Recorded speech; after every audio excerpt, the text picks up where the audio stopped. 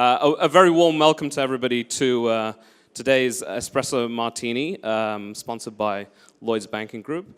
I think our MC previously asked how many people have been here for the entire 3 days. Just a show of hands, who are the kind of the hardcore people? There you go. Already drinking, a couple of glasses deep. It's kind of funny, one of my colleagues, Blake, was telling me that earlier that somebody went to the bar and asked for a martini. It's kind of ironic that we don't actually have any martinis here. Cool. So today we're gonna talk a little bit about the fintech space, primarily the fintech ecosystem. But interestingly enough, it's all about what money cannot buy. So some really big announcements in terms of funding this week with Revolut raising, I think it's like 66 million. Curve raised $10 million as well. Lots and lots of spending on investments in the fintech space. But what can't that money buy you? So we've got some really great panelists here today, and they're going to be sharing their thoughts, their experiences about their startup journeys, and talk to you a little bit more about the kinds of things that the investments in their startups haven't been able to buy them. Cool. So I want to get an idea of who's in the audience, because I'm not quite familiar with any of you guys. So by show of hands, are there any investors in the audience? Investors? These are the people you want to go and harass afterwards if you're an entrepreneur. Entrepreneurs, who's trying to start up their own business or is in the process of? Okay. Good stuff. Anybody from kind of the ecosystem, so universities, mentors, that kind of thing? Yeah. And then the large corporates? All of these guys. Boo. Anybody here is just here for the free booze? There you go. Some of those guys. All right, good stuff. All right. Let's go. I'm going to have a seat. All right, so I would love to introduce all of the panelists, or maybe they can introduce themselves. So we'll start with Asif on the right. It'd be great if you could just introduce yourself, your name, what you're doing at Lloyds Banking Group. That'd be great. And then one thing, just off the top of your head, that money cannot buy for startups, sure. Specifically within the fintech space. Hello, my name's Asif Sarigat. I work in the Lloyds Bank Group Treasury. I've been working there for 7 years, done a number of roles, mainly across investments and trade execution for the group, so effectively focusing on Lloyds Bank's own balance sheet. You're probably wondering, well, if that's the case, what are you doing here? Well, 3 years ago, I invested in a cybersecurity firm that one of my friends set up that I was at university with. It's a adaptive authentication platform. And also, my current industry is going through a lot of change. There's a lot of disruptive technologies out there. So I am very interested in knowing where the threats are and where the opportunities are. So I was here at the event yesterday for the capital markets event.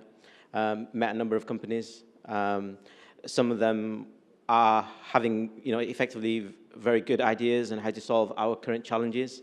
One of the key challenges banks are currently facing is around implementation of MiFID II regulation. So there's quite a lot of good ideas that I met yesterday. And I guess the one thing that money cannot buy. I think it's a number of things, but just the one. I guess as an entrepreneur, you can have a great idea, but what you probably don't realize is when you set up a company, is all the other things. So you're suddenly going from having one job as an entrepreneur with an idea to having to do many jobs. So you need to recruit people, you need to start up a company, you need to start to talk to lawyers. You end up doing 12 jobs. Great, thank you. Phil? Hi, my name's Phil Sorrell. So my company is Cellified. What we do is we do verification of customers, taking somebody from being unknown in an online situation to being known.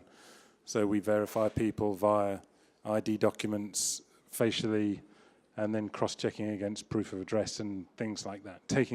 Effectively verifying the person behind the device is who they say they are. I'd previously established probably the first downloadable secure mobile banking app. So in terms of one of the things that money can't buy, it's probably some real home truths actually at times. And I can remember one of the banks telling me that no matter how good we were, they could never work with us direct because they just couldn't take that risk. I think things have changed. It's interesting now in terms of what's happening with fintech, because I think those things are changing now. But you will probably know there are probably times when that may be true. And so. Good stuff. Lucas. Yes, my name is Lucas Zorner. I'm the co-founder of Mobility. We at Mobility help you, all of you, basically, to make more with the money. We analyze where things in your financials are going wrong, spot where you're being ripped off by big service providers or also by financial providers. We give you the opportunity to fix that directly through our application by being completely independent, impartial, and always being on your side. And I think if one thing money can't buy, I think is knowing the right person at the right point in time, because that's what we realized in our journey. We needed to know who are the people we need to talk to at this specific point in time. There are thousands of people out there you could talk to, but who's the one you really need to talk to? And I think that's my statement. Great. Hi everyone, I'm Diana Paredes. I'm the CEO and co-founder of Suede. We are a RegTech company. We've been building regulatory technology out of London for the past 2.5 years, and it's been going great. When it comes to what money can't buy, I would just say passion. I think that's the thing that we have found again and again to be pretty irreplaceable and very hard to buy with MasterCard. So yeah. That's great, thank you. I want to come back to kind of Lucas's point, which was all about knowing who to speak with at any given time. Lucas, can you talk a little bit more about the evolution of your business and the types of people that you needed to be able to speak with in the wider ecosystem, and kind of give some examples of what that really looked like? Yeah, absolutely. I mean, to give the quick background, so my background is in banking. I worked for Morgan Stanley before in investment banking, and then decided that's not for me. I want to do something which really helps people. And then what I did is I left the industry, and I got basically into an industry which I didn't know. Like, fintech was new to me. I knew the banking sector, but I didn't know fintech. And so I was out there alone together with my co-founder trying to rip apart the industry, but we didn't know anyone. Like, we knew who our customers are going to be, but that's about it. And so kind of what we were doing is we applied to start a bootcamp, the FinTech Accelerator in London, applied to them, got through them exactly. And that's where we met a lot of mentors and a lot of people in this FinTech ecosystem, that's how we call it, but where we got to know all of these people and kind of they were able to guide you through the journey and kind of saying, okay, we have troubles raising money right now. How do we need to approach that? Or we have this question about the product. How do we approach that? And I think that's where it all started. And kind of through that program also, where Lloyds, for example, is a part of that, we got to know also the startup, the Lloyds group quite closely, where we also had together some journeys which we did together with a small proof of concept over the period of time. And I think that would not have been really possible if we hadn't known the right people and kind of knowing where they are, and then they say, okay, look, I'm not the right person to speak to, but my boss or my colleague or whoever it is, this is the right person you need to speak to. And kind of that's how we kickstarted basically the business, because we didn't waste half a year trying to find the person who can actually make decisions. That's really great. Out of interest, of the entrepreneurs who raised their hand earlier, how many of you kind of felt when you first started your business or had an idea for a business, how many of you knew who to speak with? Or didn't know who to speak with? Oh, everybody knew who to speak with. There you go. I'm alone. They're all part of. Everyone's part of the ecosystem already. I'd be interested to hear your thoughts, Asif, around kind of the Lloyds startup mentoring experience. What was your kind of experience like, and what kind of questions are entrepreneurs asking you? Sure. So I signed up in December to be a fintech mentor. And then was mapped to Cellified in January, and that was, it was mapped by the LBG Innovation Labs. First met Phil in February. Phil and his partner got to understand what the business did, what their current immediate needs were. And then just on conversations with my existing contacts within the industry, I guess, was managed to effectively pair Phil with another company.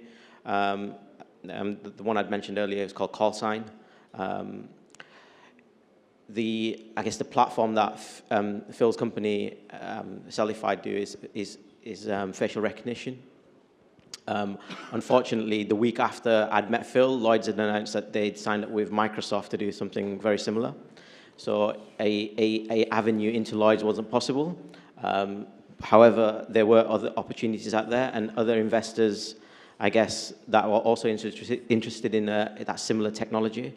And that allowed me to pair effectively Phil with some contacts that I'd already met within the industry.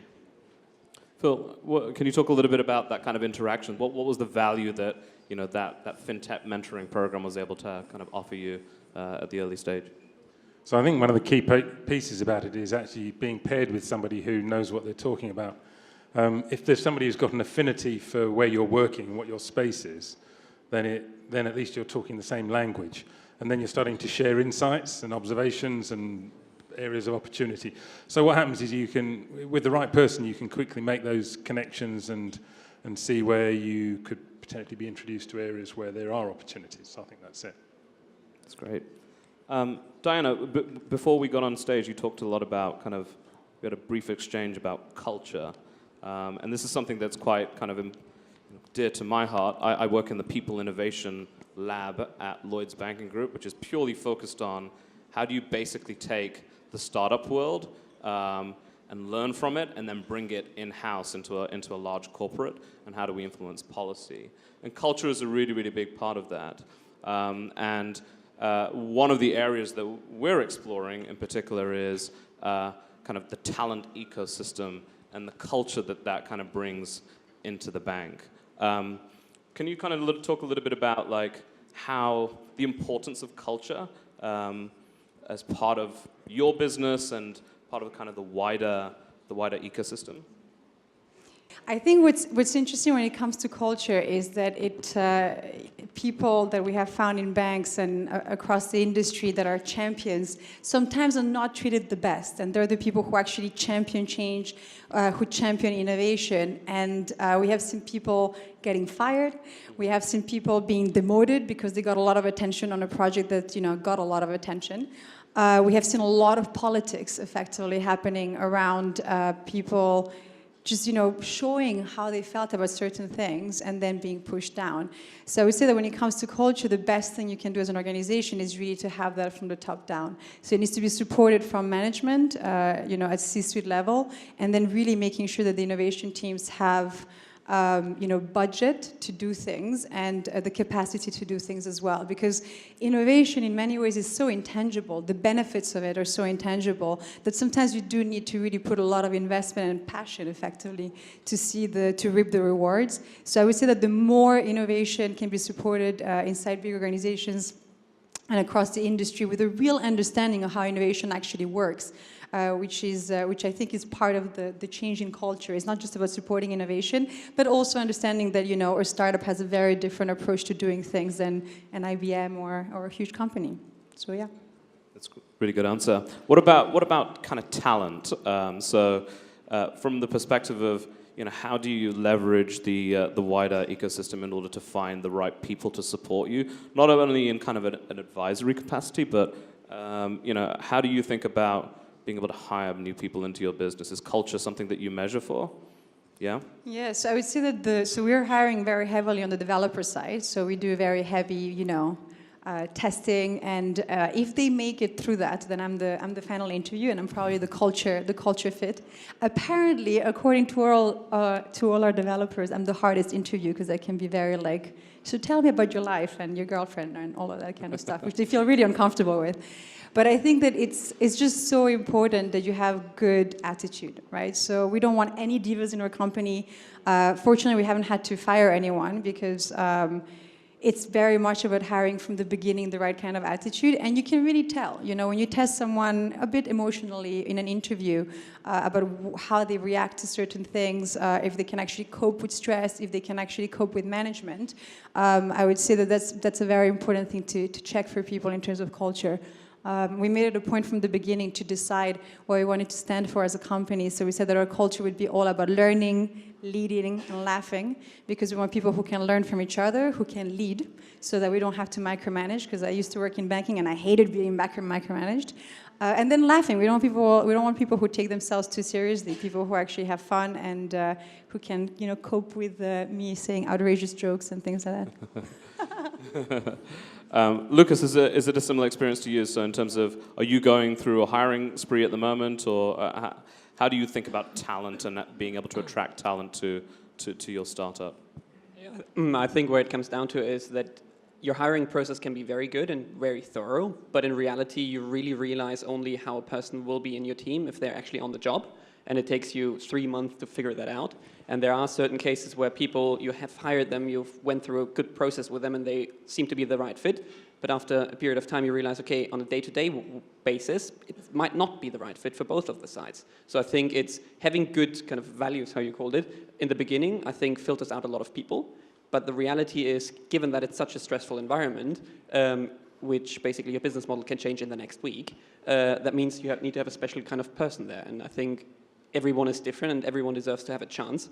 And after 3 months, you really will figure out, okay, did he go through all the ups and downs, and was he able to perform in a way how we expect him to deliver for the next 3 months where it goes up and down? And that's, I think, the question. What kind of channels are you all using to kind of find really great people for your business?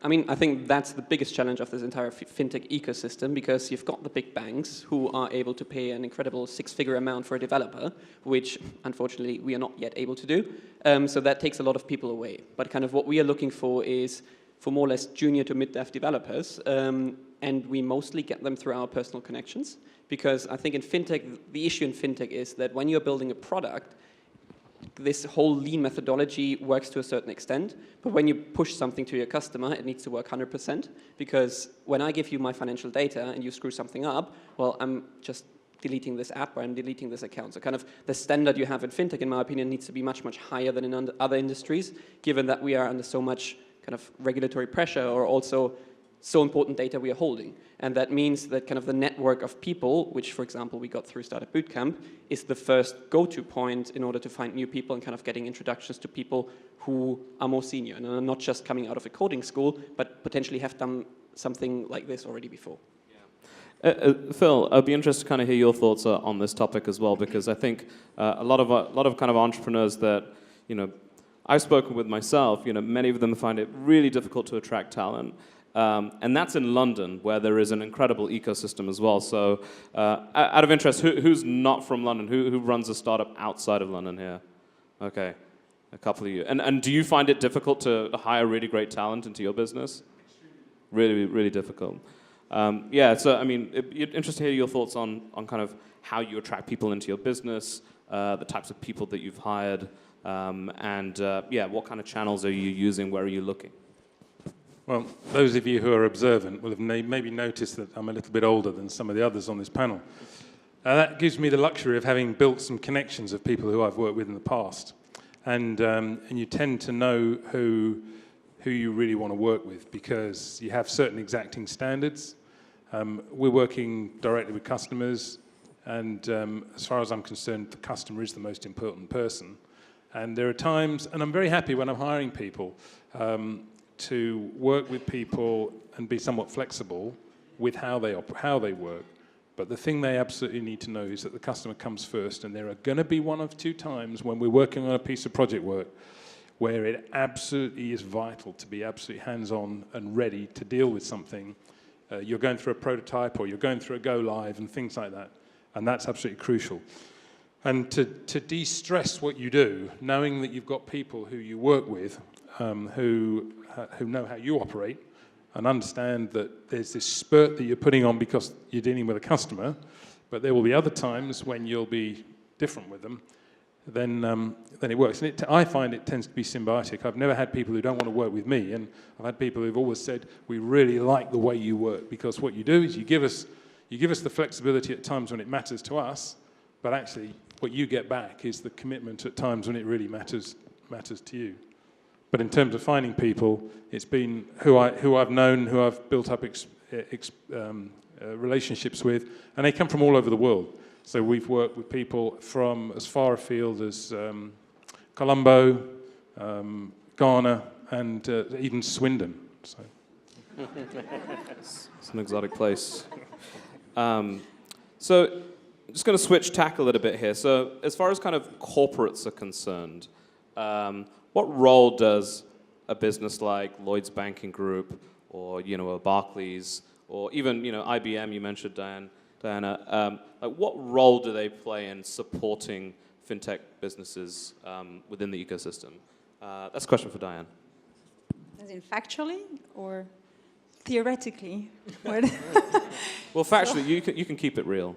Yeah. So I would say that factually, there's a lot of awesome people in big organizations who are really trying to push through innovation. But obviously they are, pushing very often against the wall and a big machine. And if they're not given more resources, unfortunately, we do see quite a lot of churn in that space. I think that in an ideal world, so you always speak about this David and Goliath dance, and how can Goliath dance with David without getting killed and all of that. I would say that it's actually a great opportunity, because you can really see fintechs and innovators and regtechs as a great way to do very cheap R&D. And the reality is that even with point solutions or platforms, which is our case, our ability to build things is actually quite fast and efficient. So if you find the right way to work with a young company, what that means is that it actually allows you to do things in a very different way than in the big organization and in the big processes and getting 100 people to agree and all of that kind of stuff. And you can do it cheaper, right? And so I think that in a time with small margins for everyone, it's definitely a benefit to work more with the innovators. And the biggest way to push that forward internally, I would say, is always to advocate that it's actually cheaper than if you build it internally. Factually, that's what we have seen every time. Lucas, what are your thoughts? So you went through Startup Bootcamp, right? You're working with Lloyds Banking Group as a kind of a, I guess Asif and the rest of the team are kind of mentoring you as well. What has your experience been around the role that a large corporate plays in helping your business succeed? I mean, today's event is a good example for that. I mean, the logo on this board here is Lloyds Banking Group, and I think our company would love to sponsor something like that, but we wouldn't be able to do that because we don't have the money. And what happens out of that is the consequence that tonight I will go away from this event, and at least out of these 100 people, I will have met 5 people who really will add value kind of to our company, because we will stay in touch and we will go out there. And kind of this enabling to, first of all, to kind of create this ecosystem around there because the money is there, is a first good starting point. And I think the second point of all is that you meet people throughout Startup Bootcamp, for example, who really facilitate to, as I said before, to kind of connect with other people. And I think that's only possible in the early stages if you have banks or big corporations willing to put in money and, most importantly of all, time and resources. And with resources, I mean people who are actually sitting next to your desk in Startup Bootcamp and who work together with you and kind of push all of that together to help you there. Because if the money wasn't there, well, Startup Bootcamp wouldn't have any sponsors, so they wouldn't be able to do this program in the first place. And what would lead that to? Well, we wouldn't have someone at Startup Bootcamp, and you see where this is going. And so it's not only money, because money, I mean, money is out there for a lot of people. But what I think is the most important point is have dedicated people in your team there working together with the startups and having also the flexibility to take risks, because that's what I see is sometimes the problem when you work together with a corporate, especially in banks. Bankers on a junior level when it comes to innovation or whatsoever are not incentivized whatsoever to take any risk. Because what happens is that if they screw up something, well, their job is gone. If they make a good project, well, everything is fine because that's what we expected from you. So if you want to really create a better ecosystem, incentivize your junior employees or your kind of your mid-level employees in order to take risks, because working together with a startup, yes, it's bloody risky. Incentivize them to take such a risk in a controlled way, and then I think the ecosystem can even travel further. And what are your thoughts on kind of the value going the other way. So why should corporates be working with startups? I think there's a larger question here, which is, what does the role of innovation and large corporates working with startups have in the first place for a large corporate? Is it a PR stunt? Are they effectively trying to acquire those businesses? How do you think about this? I think that's a good question. I mean, of course, you can take the PR angle and say, okay, the big banks or the big corporates are only out there for the PR, or you can say it's only about the R&D. But from my personal experience is that whenever we work together with a bank or with an innovation department or with a company, what I personally have seen is that these people actually care about their customers.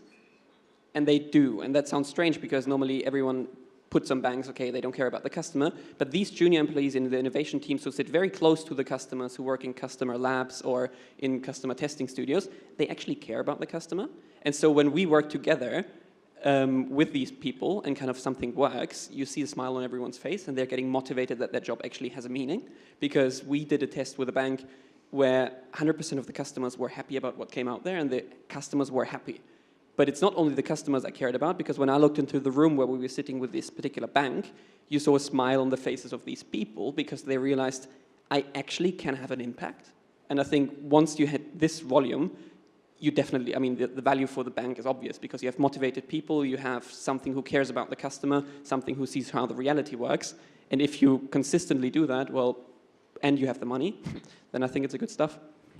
So sure. I just want to add, because our experience is a bit different, although I echo with you on pretty much everything, but we do have quite a lot of experience as well with C-suite. And so I would say that what we have found is that you will have the junior bankers who are super excited about technology and they really want to make a difference. And then C-suite, probably because they've been around for a while, they do know that maybe it's not that risky to work with a fintech. And they can see the benefits a lot faster. And a lot of these big companies as well, at some point, they were also tiny companies. So this is just how basic business works, right? And so I think that what happens very often is more the middle layer of management. This is not my expression, it's actually a senior guy from Barclays that likes to say that the biggest problem with innovation is really these legacy people. So you always speak about legacy system and the problems that they create, but legacy people are very real, and they're the people who maybe just want to do their 9 to 5. They're totally uninterested in what can be changed, and you could be a problem for them, right? So I think that it's maybe a misconception that it can be risky to work with a startup, because actually I just think it's just business 101. That's just how everything is done. Do you think like one way of challenging that is through kind of reverse mentoring? So even though the corporate is basically kind of saying, well, okay, let us help you as a startup within the financial services space, can entrepreneurs such as yourselves like kind of flip it back and throw it back the other way towards senior people? Phil? There's something that never ceases to amaze me is how small people's imaginations are. So as an entrepreneur, you have huge amounts of capability and you know what you could do, and you apply it in a certain direction because you see that there's a business problem to be solved. And you know it could also do this, and you know it could also do that. But because of what you do is you have to channel your investment in a certain way, and you put together your first minimum viable product down a certain direction. But you know that it could do that, and you know it could do that. And it never, ever ceases to amaze me when you go and visit people, how you may go and show them something and they say, if only it could do this. And you're saying, so what aspect of what I've just shown you inhibits you from actually being able to make that connection? And you almost have to show it before they will really be able to grasp a connection of how something is. And I don't know where that comes from. And I think this aspect of reverse mentoring, it's like you do get entrepreneurs who are showing these organizations the art of the possible, and yeah, they suddenly think, yeah, sure, I really could do that, and it's sometimes eye-opening, but you have to lead them there. Yeah, it all depends on where they end up taking that, right, as well, because if you're not speaking with senior enough people within an organization, often any kind of mentoring you're going to give them is going to fall on deaf ears, effectively. So, is that your experience as well, Diana, as well? Yeah, I mean, actually, at Lloyds, you guys have an awesome mentoring program, which I'm part of, where I'm a mentee and a mentor to the same person. That's great. And And so it's a very senior gentleman, so we were paired originally because it made sense for the kind of work that we do and what he's interested in. And he has been fantastic. So one, to give me advice about certain things and not so much just about the organization, but more about how certain things are happening in the industry and how certain things that we're trying to push forward are also things that he's trying to push forward internally. But he's also been really interested in the piece about how do we work better with companies like ours. So there's apparently like a program he's putting together about, a more agile way to interact with young companies. He's very curious about the like sticks in the wheel. I get confused with the expression. There you go. About the wheels in the, well, anyways, you know what I mean. So he always wants to know, so what are the issues you have encountered as you're working with Lloyds? I don't give him names, but I give him a sense of, okay, well, that part of procurement was a bit tricky. Getting into BAU here was a bit tricky, and so those are the people that I think of when I speak about these C-suite people who really want change. As long as they don't get fired, hopefully certain things will definitely change in the industry. So fingers crossed. In an industry where the risk appetite is incredibly low. Yeah, that can be difficult at times. So we're gonna turn it over to questions in a second. So have a think about what you might want to ask the panelists. But as a final kind of question, given that we're running out of time here, I'd be very interested to hear everyone's kind of thoughts or ideas as to how the ecosystem might evolve over the next couple of years, and what do we as entrepreneurs, you as entrepreneurs, what do you all need in the future in order for you to be able to grow your businesses? So what is lacking within the ecosystem right now? What do you struggle with? And what do you want to see more of? Or, what do you want to see more of in the future? I'll give you a chance to think about that. Lucas, have you got any thoughts? Sorry, just throw you in there. All right. I think it's a difficult question. It is a difficult question, that's why I asked it. Good one.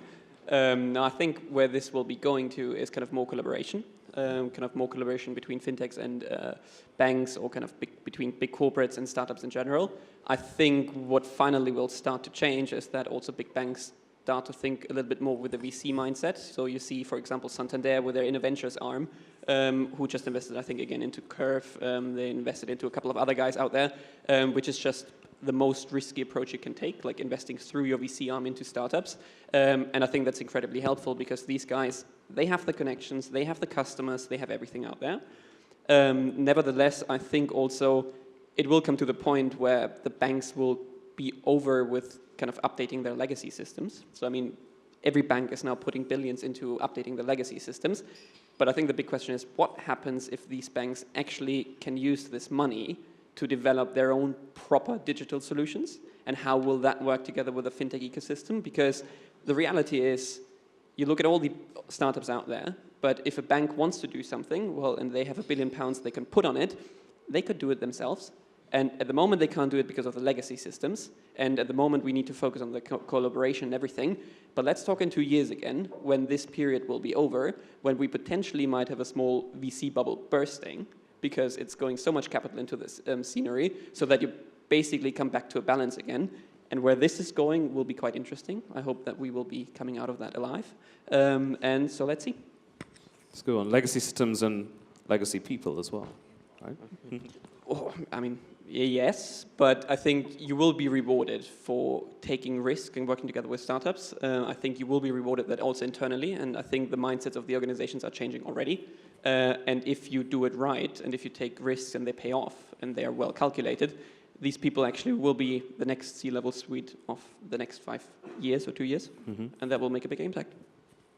Anything different, Diana? Yeah. Yeah. No, I kind of agree, but so I think I would rather see the VC money from the banks go into working with startups rather than investing and having a share of your company, because for companies like mine, we do B2B, and so if you actually take investment from our bank, it can be quite toxic to work with another bank. So when you're trying to do a change in the industry, if you're half owned by, another bank than Lloyds, basically, maybe you guys won't want to work with us. And I think that that's something to be very careful with. And the other thing is that when it comes to, so one of the best advice that I got as an entrepreneur, and I think we have quite a few entrepreneurs in the room, was to be very careful about, fundraising and the money that comes into your company, because a lot of people in fintech or in regtech, which is my sector, basically come from the industry. And so when you leave to be an entrepreneur, what you're trying to get to is freedom and a different way of working. And sometimes the money you take into your company can really alter that a lot. So they become like your new employees. No offense, I'm sure you're a lovely investor. But you have to really think about that very well. And I think that what I'm hoping for the next few years for our sector is definitely more collaboration, but more in the sense of people, just spending the money on the innovators and on a real understanding of how long it takes to make that shift that we all need for the industry when it comes to technology. Big worry, though, with obviously all the context around us and what's happening politically, which I will not mention the B word, but there is a reality that in London we've created a wonderful ecosystem, and it's on the back of years of a lot of people working on this and companies that have come ahead of mine, and we've benefited to be able to get that talent that we were saying was quite a huge problem for everyone. And so we need to really find a way to continue attracting the right kind of talent to London and the UK to continue on this journey that we're on. Great.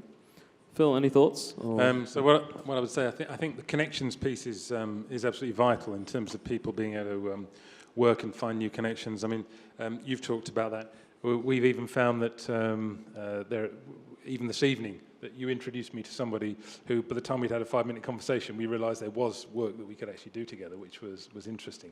And I think this whole London scene, where no matter where you go for half an hour of a networking session, and I find all sorts of people that need the kind of services that we provide, and it works mutually.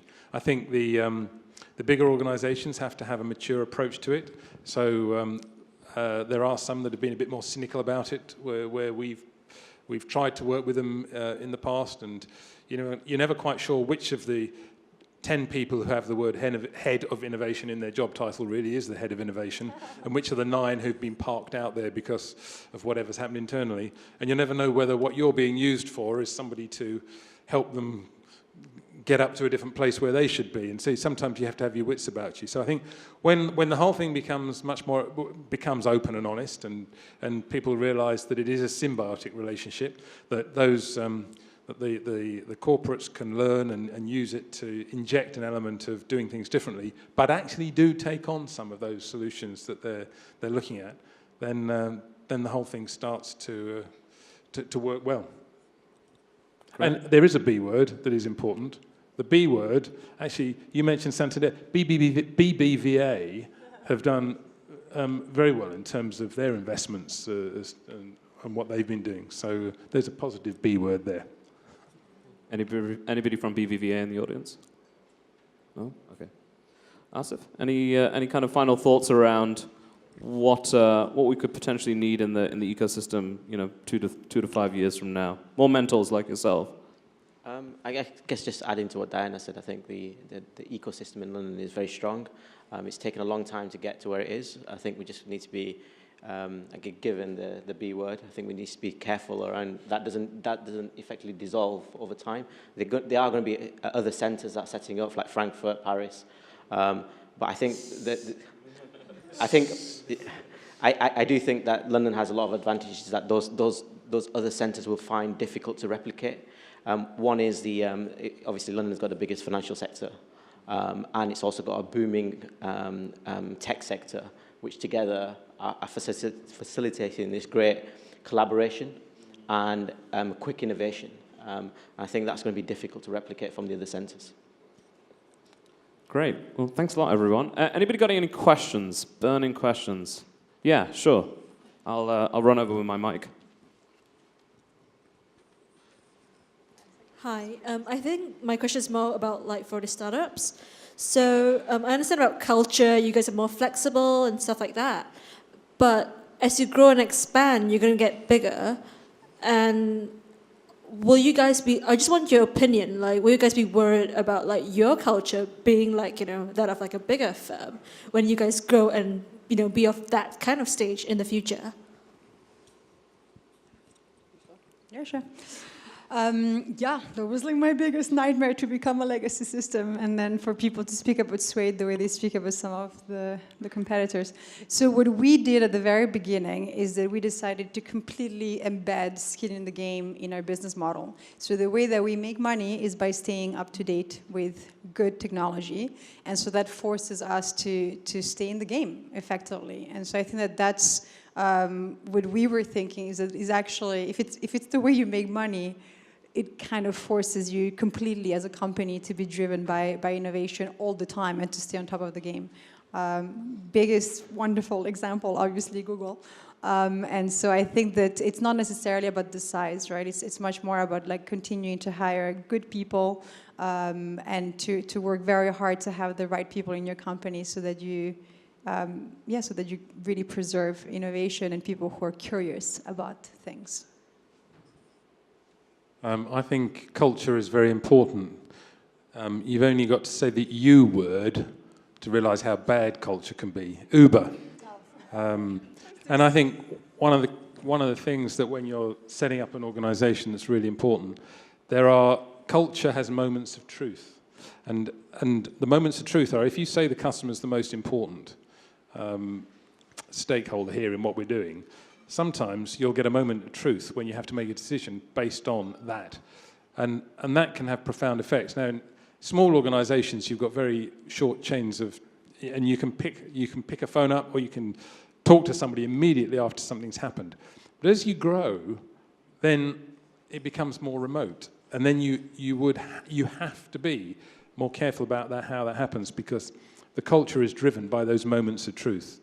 And you might have an organisation that says the most important thing is customers, and we're going to treat everybody equally or whatever. But if what you have is a cadre of people who you inside your organisation you treat differently, you're never going to be able to do it. That's never going to happen with customers. So knowing how to do that is important.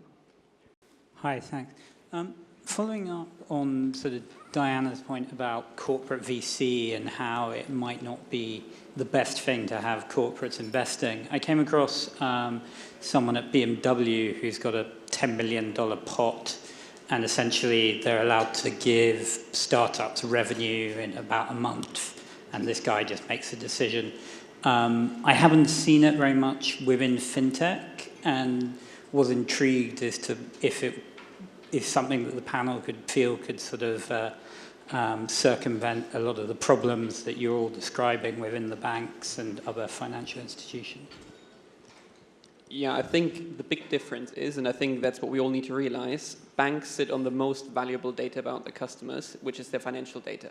So kind of the scrutiny you have around data protection, compliance, and legals, they absolutely make sense.